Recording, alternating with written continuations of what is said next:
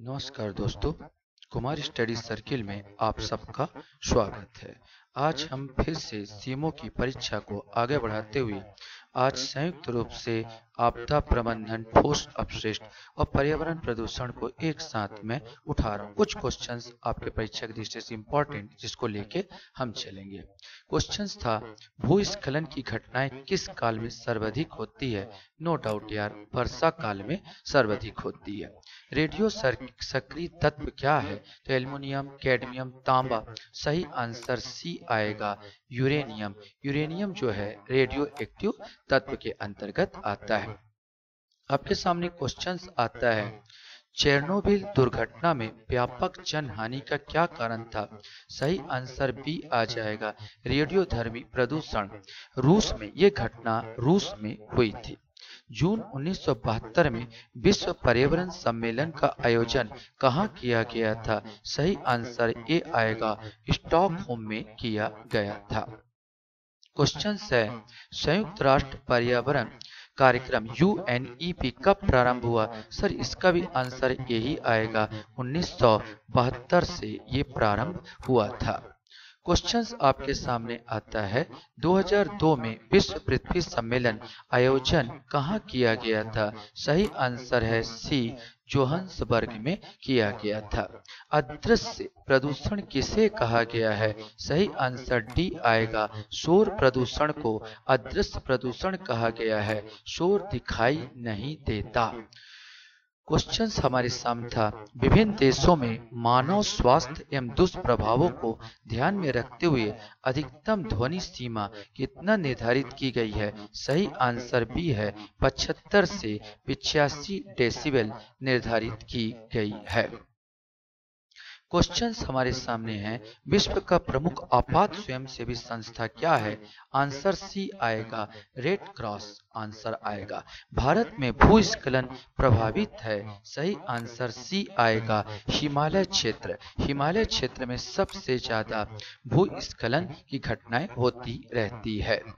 निम्नलिखित में से किसमें विश्व का 3/4 पेयजल भंडारित है? नो डाउट इसका ग्लेशियर आएगा। हमारे यहाँ पर जो पृथ्वी होता है, वो जो पृथ्वी का जो ग्लोब है, ग्लोब में उत्तरी ध्रुव और ये दक्षिणी ध्रुव, यहाँ पर बहुत ज्यादा ग्लेशियर है और इसी में सबसे ज्यादा पृथ्वी का क्या है, बर्फ के रूप में पानी जमा रहता है।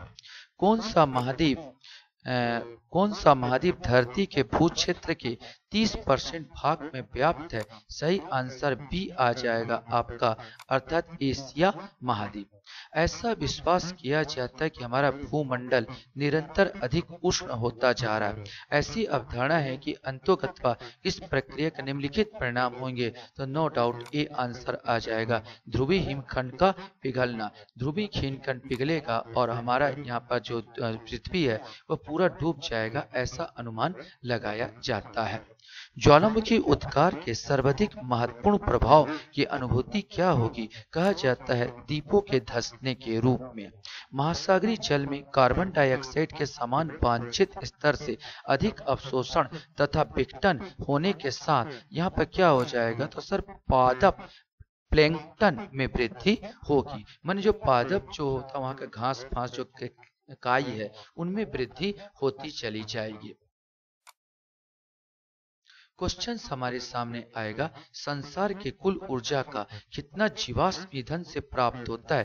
तो लगभग 62%। क्योटो सम्मेलन का आयोजन कब किया गया था? तो सही आंसर इसका आता है, क्योटो सम्मेलन का आयोजन का आता है आपका सी, अर्थात 1997। 1997 में क्योटो सम्मेलन का आयोजन किया गया था। क्वेश्चन हमारे सामने, समुद्री प्रदूषण के कारण नष्ट हो रहे हैं, तो ये मैंग्रोव वन नष्ट हो रहे हैं।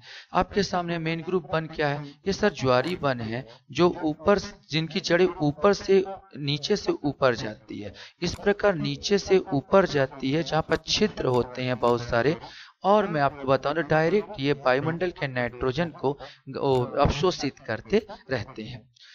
अत्यधिक तापमान के कारण किस तापीय द्वीप कहा जाता है? तो अत्यधिक तापमान के कारण महानगरों को तापीय द्वीप के नाम से जाना जाता है। निम्न में से ठोस अपशिष्टों का स्रोत नहीं है। सही आंसर बी आएगा, कृषि ठोस अपशिष्ट का स्रोत नहीं है। आपके सामने क्वेश्चन आता है, केंद्रीय गंगा प्राधिकरण। केंद्रीय गंगा प्राधिकरण का गठन कब हुआ? तो सही आंसर आपका डी आएगा, 1985 को गठन हुआ था। क्वेश्चन है आपके सामने, समुद्र का स्तर मुख्य रूप से किससे बढ़ता है? नो डाउट ग्लेशियरों के पिघलने के कारण बढ़ता चला जाता है। क्वेश्चंस आपके सामने हैं, कोयले से चलने वाला पावर प्लांट में धुएं का उठना निर्भर करता है। तो सही आंसर इसका बी होगा, केवल 2 और 3 अर्थात वातावरणीय स्थायित्व और एक्चुआट गैस का वेग, ये आपका आंसर आ जाएगा।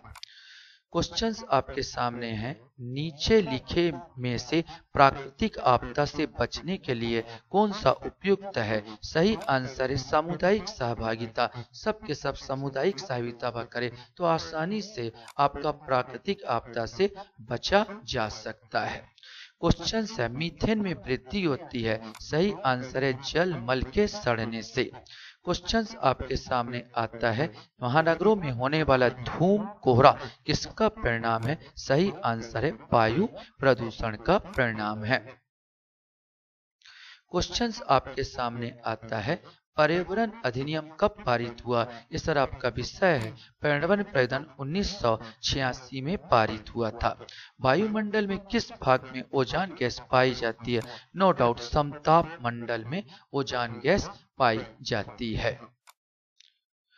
क्वेश्चंस आपके सामने हैं, जल संरक्षण के महत्वपूर्ण विधि है। जल का उचित वितरण व्यवस्था, अपशिष्ट जल का शोधन, भूमिगत जल का विवेकपूर्ण प्रयोग। तो सही आंसर आ जाएगा उपयुक्त सभी। उपयुक्त सभी इसका सही आंसर आ जाएगा। आपसे सामने क्वेश्चंस आता है, CFC का प्रयोग किया जाता है। तो वातानुकूलित यंत्रों उद्योग में, प्लास्टिक व दवा उद्योग में, प्रशीतक उद्योग में। सही आंसर आएगा डी, उपयुक्त सभी में। निम्न में से किसे चमत्कारिक यौगिक की संज्ञा दी गई है? नो डाउट CFC को चमत्कारिक यौगिक की संज्ञा दी गई है। क्वेश्चंस आपके सामने हैं, परिस्थितिकी संकट गहराने से भूकंप का मुख्य स्थान बताइए। विश्व के प्राकृतिक प्रकोप से मरने वालों में भूकंप में कितनी मौत होती है? सही आंसर है 12 से 14% के आसपास मौत हो सकती है। ज्वालामुखी एक विनाशकारी प्राकृतिक आपदा है। बताइए ज्वालामुखी से निकलने वाली गैसों में कौन सी गैस निकलती है? सही आंसर नहीं निकलती है, यहाँ पर देखना ऑक्सीजन नहीं निकलेगी।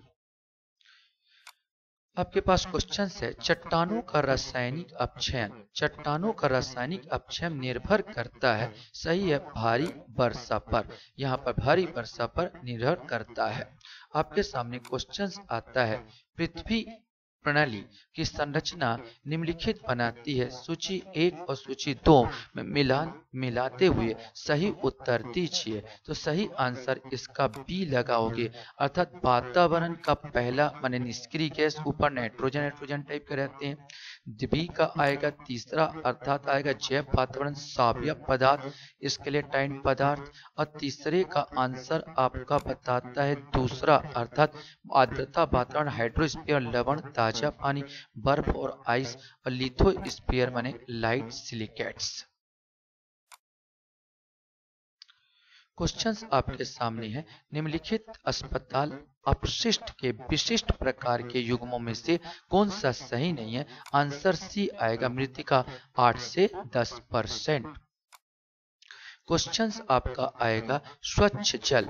स्वच्छ जल अधिकतम घनत्व प्राप्त करता है। सही आंसर आएगा 4 डिग्री सेंटीग्रेड पर। निम्नलिखित में से कौन सा भूकंप से संबंधित नहीं है? तो ये केंद्र है, अधिकेंद्र है, भूकंप लिखिए, लेकिन ये वाला आंसर नहीं आएगा, उभरना पड़ना। जल प्रदूषण प्रभावित करता है मानव को, जीव जंतुओं को, वनस्पति को, तो सभी आ जाएगा, उपयुक्त सभी को प्रभावित करता है। क्वेश्चन आपका आता है, बांध परियोजना ने देश के विशिष्ट वनस्पतियों को नष्ट कर दिया है। यह कथन किसका है? सही आंसर है डॉक्टर माधव गाडगिल का। निम्नलिखित में से किस क्षेत्र में झूमिंग कृषि में वनों का विनाश सर्वाधिक होता है? उत्तर आएगा बी, उत्तर पूर्वी भारत के आदिवासी क्षेत्रों में। झूम खेती मतलब है कि जो वन हो, वन को इन लोग कटिंग कर देते हैं, वन को काट डालो और उसको जला दो, और जलाने के बाद बीज का छिड़काव कर दो और जो उगे उसको काट लो। यहाँ पर जो हमारे यहाँ पर भी पैदा खेती बोलते हैं इस खेती को, हमारे बैगा आदिवासी इसको करते हैं, क्योंकि इन लोग धरती पर हल चलाना, धरती माता के ऊपर छेदना हो जाता है या हल चलाना हो जाता है, इसलिए वो झूम खेती को पसंद करते हैं, जो कि वन का विनाश कर देती है। पारंपरिक ऊर्जा स्रोत, पारंपरिक ऊर्जा स्रोत है तो सर कोयला भी है, पेट्रोलियम भी है, इन दोनों से विद्युत बनता, तो ये सब डी आ जाएगा। गैर पारंपरिक ऊर्जा स्रोत ज्वारी शक्ति भी है, भूगर्भिक शक्ति है, बायो शक्ति, तो ये सब इनमें से सभी आ जाएगा। आपके सामने क्वेश्चंस है, वायु प्रदूषण, वायु प्रदूषण का प्रभाव है तो सर मानव स्वास्थ्य पर होगा, वनस्पति पर होगा, जीव जंतुओं कीट पर प्रभाव होगा, तो उपयुक्त सभी पर यह प्रभाव करता है। यहाँ पर मैं स्पेशल रूप से एक क्वेश्चन और आपके ले रहा हूँ कि नदियों में जल प्रदूषण की माप निम्न में से किसके द्वारा की जाती है? पिछली बार जब मैं पर्यावरण प्रदूषण पढ़ा रहा था तो मुझसे गलती हुई थी, मैंने ओजोन की घुली हुई मात्रा ले लिया था। सही आंसर इसका ड लगाओगे ऑक्सीजन में खिली हुई मात्रा से। इसको मैं सुधार कर रहा हूँ।